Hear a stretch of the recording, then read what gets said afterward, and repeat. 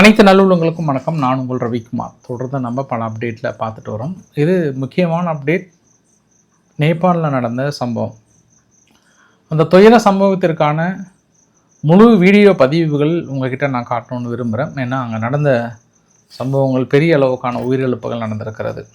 So அந்த சம்பவத்தை பார்த்துட்டு அமெரிக்காவுடைய பொருளாதார தடை எந்த அளவுக்கு நகர்ந்திருக்கிறது, இந்த பொருளாதார தடையினால் அமெரிக்கா பலன்படுகிறதா, தொடர்ந்து கல்ஃப் கண்ட்ரீஸ்லாம் ஒவ்வொரு நாடாக கதறிட்டு இருக்காங்க. இன்றைக்கி கத்தார்லாம் ஓடி வந்து ஐயா இந்த தடைகள் நீக்கிட்டு இன்னும் சீக்கிரம் பழைய நிலைமைக்கு வாங்க. மிகப்பெரிய அளவுக்கு பாதிக்கப்பட்டிருக்காங்க. அதை விட ஐரோப்பா வந்து மிகப்பெரிய அளவுக்கு மாற்றத்தையும் பொருளாதார ரீதியாக இப்போ வின்டர் சீசனில் பெரிய அளவுக்கு மாட்ட போகிறாங்கன்னு சொல்கிறாங்க. என்ன காரணம்? ஈரான் காரணமா, அமெரிக்கா காரணமா? இதுக்கெல்லாம் முற்றுப்புள்ளி கிடக்கிறதா, அடுத்து நகர்வுக்கு போகிறதா? அஜித் தோவலருடைய சந்திப்பு முக்கியத்துவம் வாய்ந்திருக்கிறது. இந்த மாதிரி மிக முக்கிய தகவல்களை நம்ம பார்க்க போகிறோம். ஸோ பதிவுக்குள்ளே போகிறதுக்கு முன்பு நம்மளுக்கு எப்போவுமே முக்கியமான அப்டேட் தான், ரொம்ப முக்கியமான அப்டேட் நம்ம பார்க்க போகிறது எல்லாமே இல்லை. சரி, ஓகே. ஸோ பதிவுக்குள்ளே போகிறதுக்கு முன்பு நீங்கள் நம்ம சேனலை சப்ஸ்கிரைப் பண்ணலாம். சப்ஸ்கிரைப் பண்ணிட்டு வாங்க. மறக்காம பெல் பட்டனை கிளிக் பண்ண ஆல் ஆப்ஷன்ஸ் கொடுங்க. வீடியோ கொடுக்கலாம்.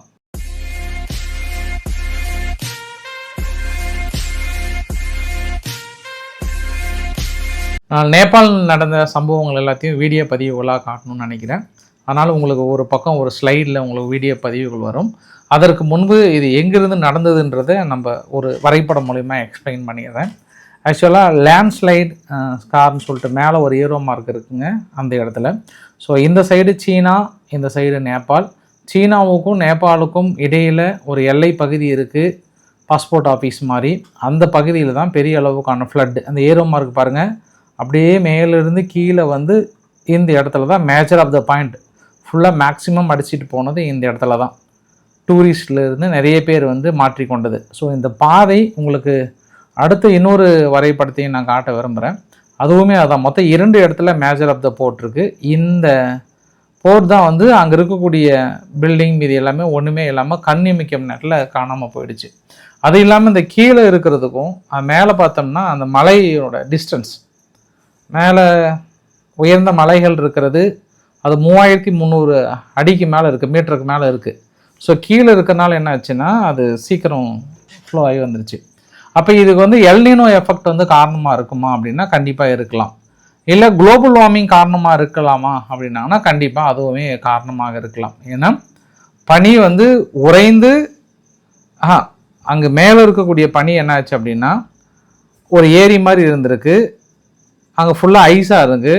கொஞ்சம் கொஞ்சமாக ஹீட்னால என்ன ஆச்சுன்னா அந்த டென்சிட்டி அப்படியே குறைந்திருக்கு. கரெக்டாக மழைப்பொழிவு ஏற்பட்டோடனே திடீர்னு அந்த டென்சிட்டி அப்படியே குறைஞ்ச உடனே, அடர்த்தி குறைஞ்ச உடனே அங்கேருந்து கீழே அப்படியே ஃபுல்லாக ஃப்ளோ ஆகி கீழே வந்ததுனால இவ்வளோ அளவுக்கான ஒரு பாதிப்புகள். இங்கே தமிழகத்திலிருந்து போன நிறைய டூரிஸ்ட்டை மாட்டிக்கிட்ட தான் வந்து சொல்கிறாங்க. ஒட்டுமொத்தமாக இதுவரை 400 பேர்த்துக்கு மேலே மிஸ்ஸிங் அப்படின்னு சொல்கிறாங்க. ஸோ இந்தியா உடனடியாக 10 டன்னுக்கு மேலே அளவுக்கான உதவிகள் இராணுவம் சென்று அங்கே விரைந்து அங்கே இருக்கக்கூடிய மக்களை காப்பாற்றுகிறது. தொடர்ந்து இந்திய பிரதமர் மோடி அவர்கள் அங்கே தொடர்பு கொண்டு, நேபாளினுடைய பிரதமரை தொடர்பு கொண்டு முழு உதவிகளை போர்க்கால அடிப்படையில் நாங்கள் உதவி செய்கிறோம் அப்படின்னு அனௌன்ஸ் பண்ணியிருக்காங்க. ஸோ அங்கே இருக்கக்கூடிய அந்த மக்களுக்கு ஆழ்ந்த இரங்கலை தெரிவித்து கொள்ளலாம். இது மிகப்பெரிய ஒரு சம்பவம், யாரும் எதிர்பாராத நேரத்தில் நடந்த சம்பவம். நல்ல வேளை இரவு நேரத்தில் நிகழ்ந்திருந்தால் இன்னும் இறப்புகள் மிக அதிகமாக இருந்திருக்கும். பகல் நேரம் என்பதால் நம்ம நிறைய பேர் கொஞ்சம் உயிர் பிழைத்தவர்களுக்கு கொஞ்சம் சற்றே நிம்மதி, கொஞ்சம் ஆறுதல் அளித்திருக்கும். ஏன்னா நம்ம வயநாட்டில் பார்த்தோம், இது வந்து இரவு நேரத்தில் நடந்த பதிவு. சப்போஸ் இங்கே இரவு நேரமாக இருந்தால் இன்னும் மோசமாக இருந்திருக்கும் இல்லையா? அது இதுலேயும் நம்ம ஒரு பாசிட்டிவாக அணுகிடுவோம். இதுக்கப்புறம் இந்த பனி படர்ந்த பாதைகள், இமயமலை போன்ற பகுதிகள்லாம் இனி இது மாதிரி நடக்குமா அப்படின்னா நம்ம அடுத்து விழித்து கொள்வதே சால சிறந்தது. இமயமலையெல்லாம் இது மாதிரி நடந்தது அப்படின்னா கிட்டத்தட்ட அந்த மலை பிரதேசம், அந்த இமாலயாஸ் கீழே இருக்கக்கூடிய பகுதியெல்லாம் நினைக்க முடியாத இழப்புகளை சந்திக்கும். இது ஒரு வார்னிங், குளோபல் வார்னிங்க்கு ஒரு பெரிய ஒரு விட்னஸாக நம்ம பார்க்கலாமா, அப்படி எடுத்துக்கலாமா? சரி, ஓகே. ஏன்னா அந்த மாதிரி தான் நிகழ்வுகள் எல்லாமே அப்படி தான் இருக்குது. அப்புறம் பதிவுக்குள்ளே போகிறதுக்கு முன்பு அமெரிக்கா கிட்ட நான் ரெக்வஸ்ட் பண்ணிக்கிறேன், பாவம் பாகிஸ்தானுக்கு ஏதோ ஒரு உதவி பண்ணுங்கள். அவங்க போகிற இடத்துலலாம் சொல்லிகிட்டு இருக்கிறாங்க, எங்களுக்கு ஒரு 1 லட்சம் கோடி எங்களுக்கு கடன் வேணும். ஈரான் பாகிஸ்தான் என்ன ஈரான் அமெரிக்காவோட பிரச்சனையை நான் தீர்த்து வைக்கிறேன் அப்படின்னு சொல்கிறாங்க. அமெரிக்காவுடைய பொருளாதார தடை போடுவதற்கு முன்பு நம்ம உடல்நலத்தை பற்றிய நம்ம இந்தியாவை பற்றின ஒரு தகவல் கண்டிப்பாக இதை ஷேர் பண்ணாமல் போகவே வாய்ப்புகளே இல்லை. ராய்ட்டர்ஸ் வந்து இன்றைக்கி ஒரு நியூஸை வந்து வெளியிட்டிருந்தாங்க. 2 கலரில் ஃபேண்ட்டாக இருக்குது. இந்த 2 கலர் பார்க்குறீங்க இல்லையா? ஒன்று பார்த்தோம் அப்படின்னா அமெரிக்காவில் அமெரிக்காவில் ஐரோப்பாவில் வெளியேறுது. இந்த லைட் கலர் இருக்குது பார்த்தீங்களா, அது 63 கலோரிஸ் தான் ஒட்டுமொத்தமாக கண்டெய்னரில். ஆனால் இந்தியாவில் வெளியேறுது ஆர்டிஃபிஷியல் கலர் இருக்கிறது மட்டும் இல்லாமல் ஐரோப்பாவில் வெளியேறதை விட 3 டைம் சுகர் அதிகமாக இருக்குன்றாங்க. உங்களுக்கு அடுத்து நான் கிளியர் வரைபடத்தை காட்டணும்னு நினைக்கிறேன். ஸோ இந்த பக்கம் இருக்கிறது ஒட்டுமொத்தமாக சுகர் பார்த்தோம்னா 15 கிராம் 330 ml. அதே இந்தியாவில் 330 ml 45 கிராம் சுகர் இருக்கிறதாக சொல்கிறாங்க. அதாவது 3 தடவை அதிகமாக இருக்குது. அதை விட ஆர்டிஃபிஷியல் கலர் சேர்த்துனாங்க அப்படின்னாங்கன்னா ஐரோப்பாவாக இருந்தால் என்ன பண்ணுவாங்கன்னா அதில் வெளிப்படையாகவே பெரிய கொட்டை எழுத்தில் குழந்தைகளுக்கு மிகப்பெரிய பாதிப்பு. அதாவது இது வந்து குழந்தைங்க கண்டிப்பாக அருந்தக்கூடாது அப்படின்ற மாதிரியான வாசகங்கள் பெரிய அளவுக்கு வந்து prominent health warning in Europe அப்படின்ற ஒரு வார்த்தையை வந்து போட்டிருப்பாங்க. பட் இந்தியாவுக்குள்ளார போடுறாங்க, ஆனால் கண்ணுக்கே தெரியாத இடத்துல போடுறாங்க. கண்டெய்னர் ஆர்டிஃபிஷியல் கலர் இருக்குது அப்படின்னு ஒரு சன்செட் எல்லோவில் லைட்டாக அப்படி சின்னதாக போடுறாங்க. அதனால் பெருசாக பாதிப்புகள் இல்லை. அதுவும் பிளாக் லெட்டரில் ஒரு பைனாக்குலர் வச்சு படித்தாதான் தெரிகிற அளவுக்கு இருக்குது.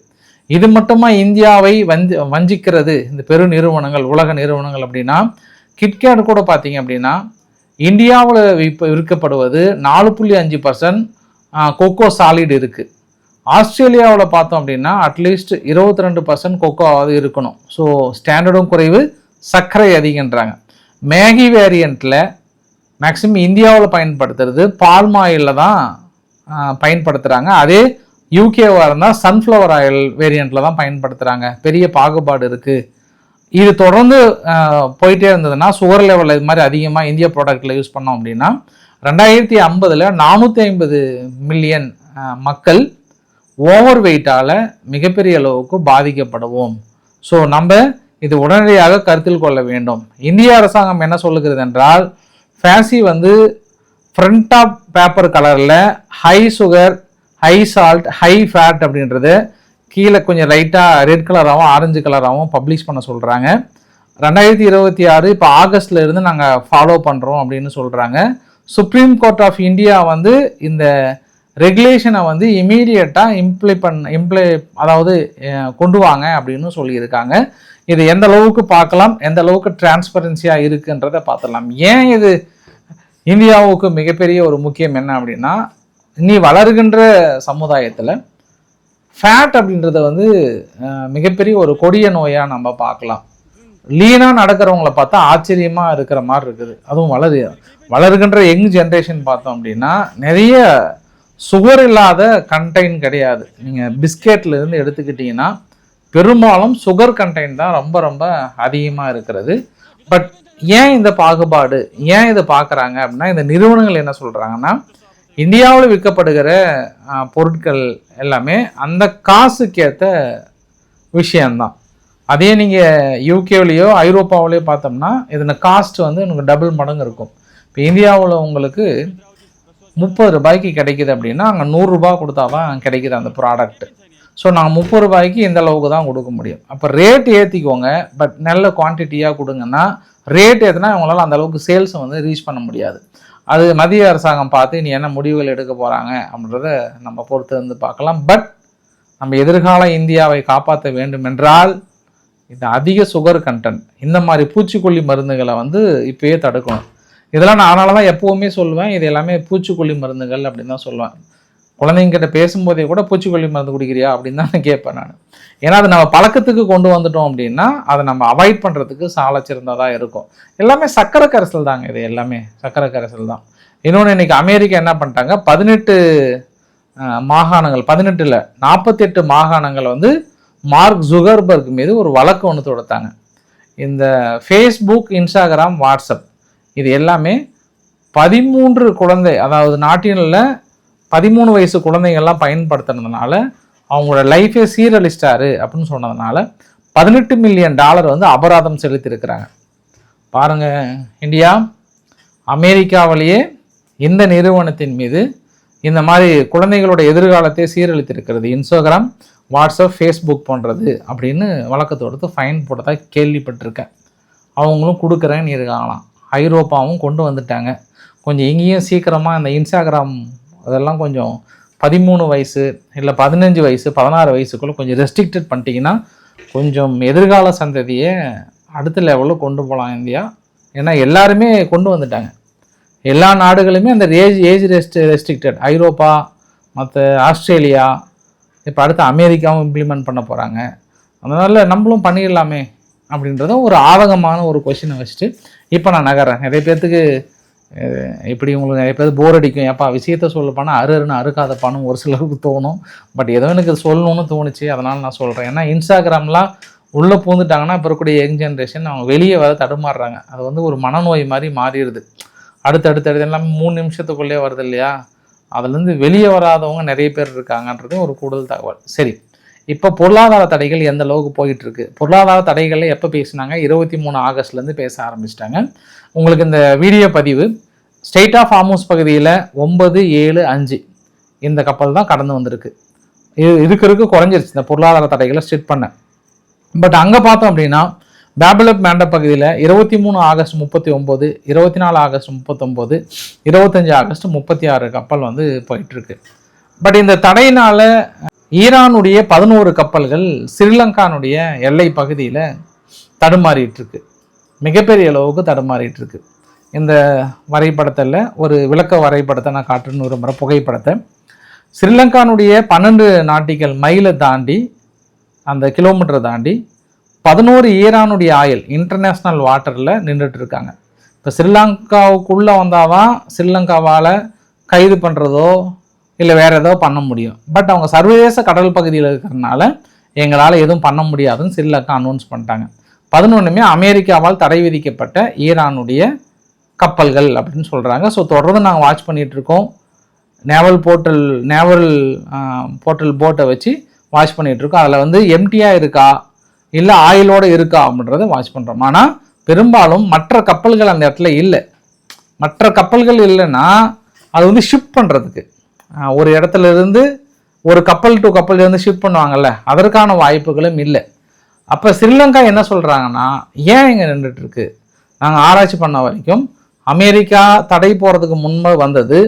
அமெரிக்கா தடை போட்டதுக்கப்புறம் என்ன ஆச்சுன்னா, இந்த கப்பல்கள் திரும்பி போனாலும் அமெரிக்கா பிடிச்சிப்பாங்க. அப்படியே இந்த பக்கம் மலேசியா, சிங்கப்பூர் வழியாக போனாலுமே அங்கேயும் ஸ்ட்ரெய்ட் ஆஃப் மலாக்காவிலையும் தடை வந்து அமலில் இருக்கிறதுனால அங்கேயும் அமெரிக்காவுடைய ஆதிக்கம் சற்று அதிகமாக இருக்கிறதுனால அங்கேயுமே ரிஸ்க் இருக்குது. அதனால் என்ன பண்ணுறதுன்னு தெரியாமல் 11க்கும் மேற்பட்ட கப்பல் அந்த இடத்துல அப்படியே அமைதியாக நின்றுட்டுருக்கு. சம் எம்டி கப்பல் இருக்குது.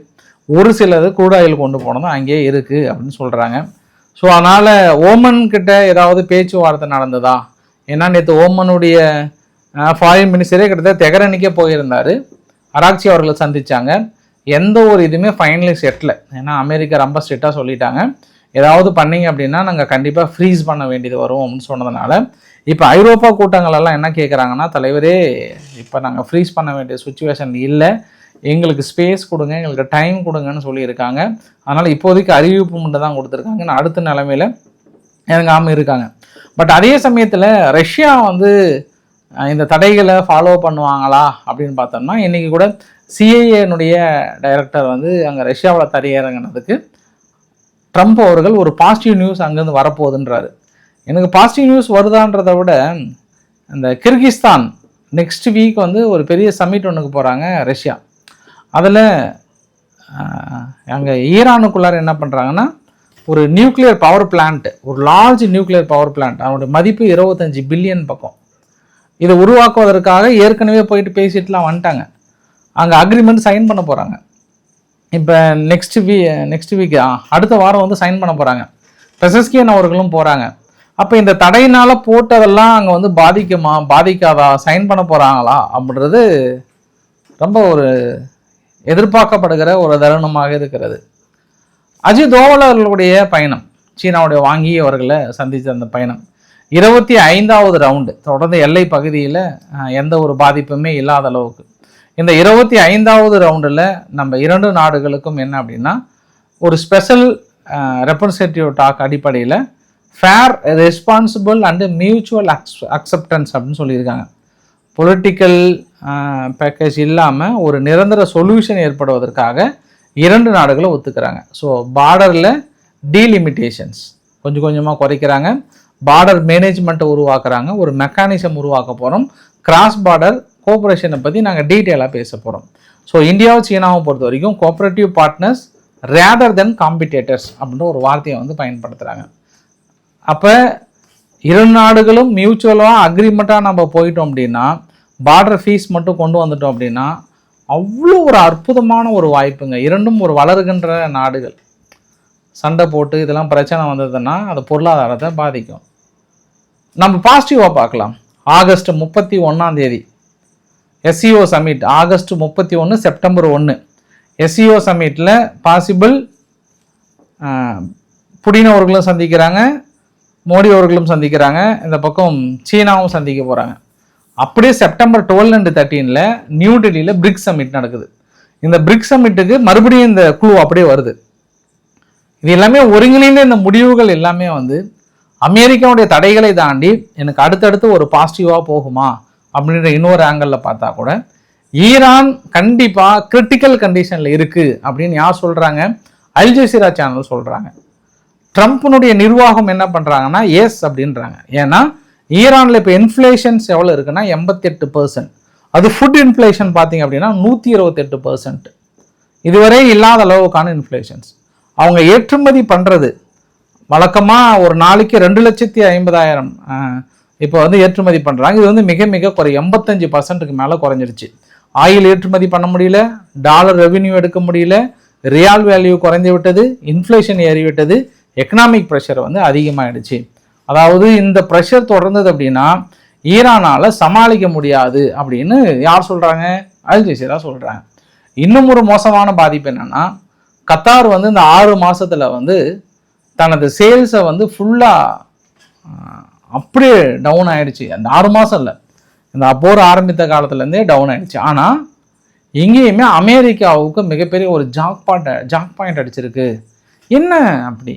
ஏன்னா நம்ம ரஷ்யா உக்ரைன் யுத்தத்துலேயும் அமெரிக்காவுக்கு தான் நன்மைன்னு சொல்கிறேன். ஏன்னா பெரும்பாலும் ஐரோப்பாவுக்கு அமெரிக்கா தான் போய் உதவி பண்ணிகிட்டு இருக்காங்க. இப்போ இந்த ஈரான் யுத்தத்தில் அவங்களுக்கு என்னப்பா அப்படி நன்மை அப்படின்னா, பாருங்க பாஸ், நீங்களே பாருங்கள், உங்களுக்காகவே பிரத்யோகமாக தயாரிக்கப்பட்டது. இது ராய்டர்ஸ் நிறுவனம் வெளியிட்ட ஒரு பதிவு. கத்தார் வந்து எவ்வளோ லாஸ் ஆகிருக்கு அப்படின்னா 24 billion loss, equal to around half கவர்மெண்ட்னுடைய 5 மாத ரெவென்யூ டோட்டலாகவே க்ளோஸ்டு. இது வரைக்கும் 2 கத்தார் டேங்கை வந்து கம்ப்ளீட்டாக அடிச்சிருக்கிறாங்க.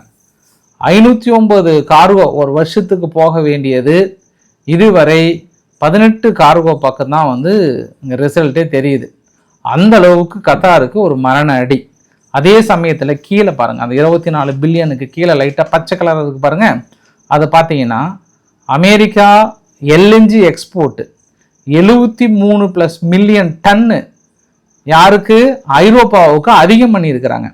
அதாவது இதுவரை இல்லாத ஏற்றுமதி 23% அதிகம் பண்ணுறாங்க. அப்போ கத்தாரினுடைய ஏற்றுமதி முழுமையாக குறைந்து விட்டது. இந்த ஏற்றுமதியை அமெரிக்கா கணக்கச்சிதமாக பயன்படுத்துகிறாங்க. ஐரோப்பாவில் இதுவரை இல்லாத அளவுக்கு லோ ஷார்ட்டேஜ், அதாவது கேஸ் ஸ்டோரேஜ் லெவல் வந்து மிக பெரிய அளவுக்கு குறைந்து விட்டது. இது தொடரும் பட்சத்தில் ஐரோப்பாவை பொறுத்த வரைக்கும் இன்னும் இந்த விலையேறும், இந்த வின்டர் சீசனில் தேவை அதிகப்படுகிறது, இன்னும் விலையேறும்னு சொல்கிறாங்க. அப்போ இந்த யுத்தத்தினால கத்தாருக்கு 96% ட்ராப்பு, 24 பில்லியன் அளவுக்கு ரெவென்யூ லாஸ். ஆனால் அமெரிக்கா தனது ஏற்றுமதியை சிறப்பாக செய்து கொளுத்த லாபத்தை அடைந்திருக்கிறார்கள். மேலும் இந்த தடையை தீவிரப்படுத்தும் போது இந்த அரபு நாடுகள் ஏற்றுமதி பண்ண முடியாமல் தடுமாறியது என்றால் இதையும் தனக்கு சாதகமாக பயன்படுத்தி கொண்டிருக்கிறது அமெரிக்கா. மிகப்பெரிய அளவுக்கு பயன்படுத்தி கொண்டிருக்கிறது. பாருங்களேன், சுற்றி வளைச்சி எங்கே போனாலுமே ஒரு மனுஷன் லாபத்தோடே இருந்தாங்களா எப்படிதான் அப்படின்னு நீங்கள் நினைக்காதீங்க. இந்தியா கூட ஒரு கெயின் ஒன்று பார்த்தேன் நான். கென்யாவுக்கு இந்த சார்ட்டை பார்த்தீங்கன்னா ஜனவரி 2025 நம்மளது வந்து ரெட் கலர், கென்யாவுக்கு நம்ம ஏற்றுமதி பண்ணுறது பெட்ரோலியம் ப்ராடக்ட். பட் ஆகஸ்ட் 2026 அதே சிவப்பு கலர் பாருங்கள், நம்ம தான் கென்யாவுக்கு இன்றைக்கி முழுமையாக ஏற்றுமதி பண்ணிகிட்டு இருக்கோம். மீதி எல்லாத்தையும் தூக்கி ஒரு பக்கம் தள்ளி விட்டோம். சவுதி அரேபியா, யூஏஇ சுத்தமாக இல்லை, ஓமந்து கொஞ்சமாக இருக்குது, குவைத்தில் அதர்ஸு கொஞ்சமாக இருக்குது. ஸோ நம்மளும் பண்ணுறோம். பட் இது நம்ம தனியார் நிறுவனங்கள் அங்கே அனுப்பி கொண்டிருக்கிறதுன்ற கான்செப்ட்லாம் நிறைய பேசுவாங்க. பட் ஐரோப்பா நாடுகளுக்கு இப்போதைக்கு ஆபத் பாந்தவனாக உதவி செய்கிறது அல்ஜீரியா மட்டும்தான். அல்ஜீரியா கொஞ்சம் ஏதோ அவங்க உதவி செஞ்சுட்டு இருந்தாங்க. இதற்கு முன்பு இருக்கிறத விட ஒரு 12.5% இன்க்ரீஸ் பண்ணிட்டாங்க கேஸ். போப்பா பொழைச்சி போ, நம்ம பசங்களாம் போயிட்டீங்க, நம்மளுக்குள்ள 1000 பிரச்சனை இருக்கலாம், ஆனால் ஃப்ரான்ஸுக்கு மட்டும் கொடுக்காதீங்க. அதனால் இப்போதைக்கு இத்தாலி நீ எடுத்துக்கோ, அல்லது குறிப்பாக ஸ்பெயின் பெட்ரோ சாண்டஸ் இருக்கிறார்ல, அவருக்கு அல்ஜீரியாவுக்கு ஒரு லிங்க் இருக்குது. பட் ஃப்ரான்ஸ் தான் கொஞ்சம் சண்டை போட்டாங்க. அதனால் இப்போதைக்கு இவங்களுக்கு கொஞ்சம் ஏற்றுமதி கொடுத்துட்ருக்காங்க. சரி, ஈரான் வழிக்கு வருமா அப்படின்னா, இன்றைக்கி கூட IAEA இன்ஸ்பெக்ஷனுக்கு ஈரானில் இருக்கக்கூடிய அட்டாமிக் எனர்ஜி ஆர்கனைசேஷனுடைய தலைவர் முகமது இஸ்லாமி அவர்கள் என்ன சொல்கிறாருன்னா, நியூக்ளியர் ஃபெசிலிட்டிஸ் பொறுத்த வரைக்கும் வார் டைம் செக்யூரிட்டி கண்டிஷனில் இருக்குது. அதாவது நீங்கள் ஏற்கனவே தாக்கப்பட்ட முக்கிய அணுசக்தி நிலையங்கள் IAEAலாம் உடனடியாக ஆய்வு செய்யலாம் முடியாது. ஏன்னா அதுக்குன்னு ஒரு புரோட்டோகால் இருக்குது, அதுக்குன்னு ஒரு பாதுகாப்பு அச்சுறுத்தல் இருக்குது.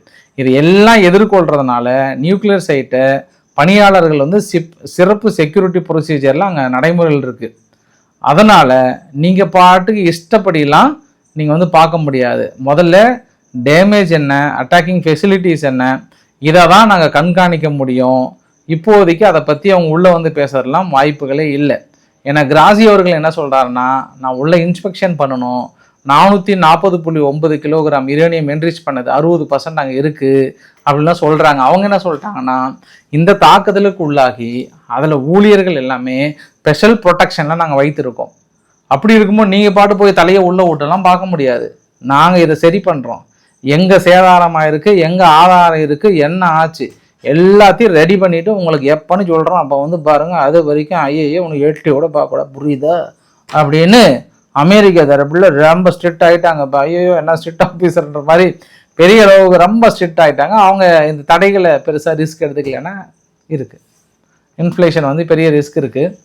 அது எப்படின்றத நம்ம பார்க்கலாம். நம்ம பிரிக்ஸ் கூட்டமைப்புகள் எந்த அளவுக்கு உதவி பண்ணுறாங்கன்றதையும் பொறுத்து இருந்து பார்த்து, முஸ்தபா காமேனி அவர்கள் ஆல்மோஸ்ட் உயிரோடு தான் இருக்கிறான்றதில் நாங்கள் நம்புகிறோம் அப்படின்னு சொல்லியிருக்கிறாங்க. அமெரிக்கா தரப்பிலிருந்து காசாவுக்குள்ளாரையும் இமீடியட்டாக ஹமாஸ் ஆயுதங்களை போட்டு சரண்டர் ஆகலை அப்படின்னா காலத்துக்கும் எப்போவுமே காசான்றது கட்டி எழுப்ப முடியாத அளவுக்கு நாங்கள் வெளியேறிடுவோம், கம்ப்ளீட்டாக கலைச்சிட்டு போயிடுவோம். நாங்கள் இது இறுதி வார்னிங்காக சொல்கிறோம். ஹமாஸ் ஆயுதங்களை போட்டு சீக்கிரம் சரண்டர் ஆகிற வழியை பாருங்கள் அப்படின்னு சொல்லியிருக்காங்க. வீடியோவோட நிறைவு பகுதி நோக்கி போயிட்டுருக்கோம். அமெரிக்கா திடீர்னு 2 லட்சம் பேரோட விசா வந்து ரத்து பண்ணுறாங்க. இந்த வேலைவாய்ப்பு, கல்வி, அப்போ வேலைவாய்ப்பு கல்வி, அப்புறம் வந்து டூரிஸ்ட் விசாவில் போனவங்க B1 B2 விசா எல்லாத்தையும் திடீர்னு ரத்து பண்ணதாக சொல்கிறாங்க 75 நாடுகள். பட் கோர்ட்டில் போயிட்டு தடை வாங்கிட்டு தான் வந்து சொல்கிறாங்க. என்னோட நியூஸ் உங்களுக்கு காலையில் அப்டேட் பண்ணுறேன். அப்படி இருக்கும் பட்சத்தில் இப்போ கூட பார்த்தா ஹையர் எஜுகேஷன் அமெரிக்காவில் படிக்கிறது இந்திய மாணவர்கள் 15% மேலே குறைஞ்சிருச்சுன்றாங்க. எப்படி குறையாமல் இருக்கும்? போன வாரம் கூட ஒரு இந்திய மாணவரை சுட்டுட்டாங்க, பஞ்சாப் மாணவர் நினைக்கிறேன், போட்டாங்க. அந்த அளவுக்கு வர வர அந்த தாக்குதல் வந்து சற்று அதிகமாக இருக்கிறது அப்படின்றத பார்க்க முடியுது.